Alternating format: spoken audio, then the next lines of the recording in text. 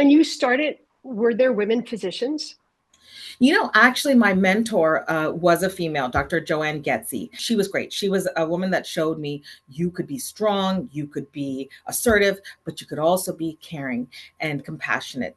And I would look up to her, and I remember she was the medical director. And in those days, I always thought of a medical director as a man in a suit, and it was something you know that just I was in awe of with her. And full circle, I became medical director of one of the Jefferson Sleep Labs, Virtua Health Sleep Lab. I'm the corporate medical director of one of the largest healthcare management services, and so it was really neat. It was great. It was great to have that experience where I could see back then it is something that's attainable, and Yeah. it's been wonderful. How hard was it though? Were there times where you thought, I'm not going to make it? I want to be nice. I want to be liked. And in some ways, that's gotten in my way because I've sort of let things go. And that's one thing that I think has developed with me.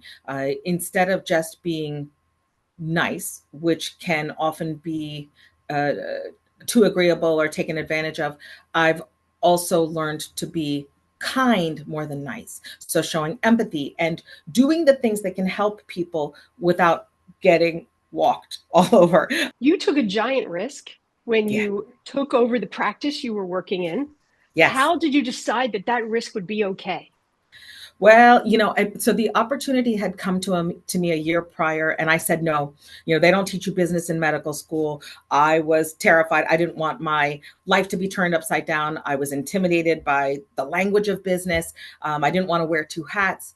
As a physician, you're taught to know everything, to know the anatomy and physiology of everything, and sometimes it's okay to not know, but to surround yourself with the people who do. I mean, that was big. And the opportunity came back a year later, and I had someone with me who had a business sense. He took a look at it. I hired an attorney and an accountant to look at things, and I realized it made sense for me.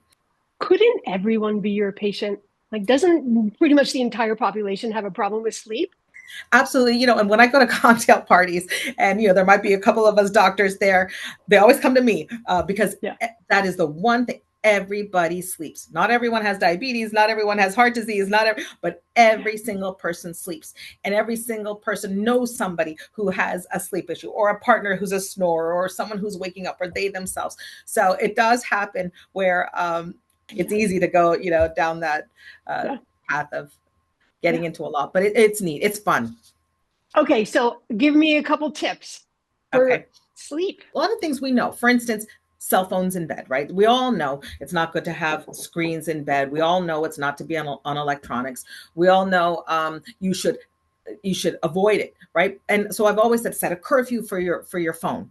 But instead of setting a curfew for your phone, thinking about what you can't do, I would say flip it and set aside time to be on your phone. So actually set aside scheduled time where you can actually guilt free look through whatever you want, shop, social media, silliness, whatever it is, but without distractions, without the guilt, and just do it. When you give yourself that modern day me time, you'll have less of that urge to do it while you're in bed. The other thing I would say, and I always say this as well, make your bed in the morning. When you make your bed in the morning, first of all, you've started off your day right away with an accomplishment.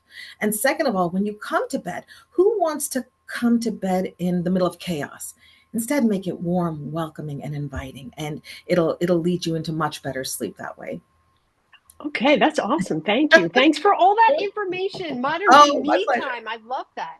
I've never heard that before. Thank you. You're so welcome. So happy to talk to you.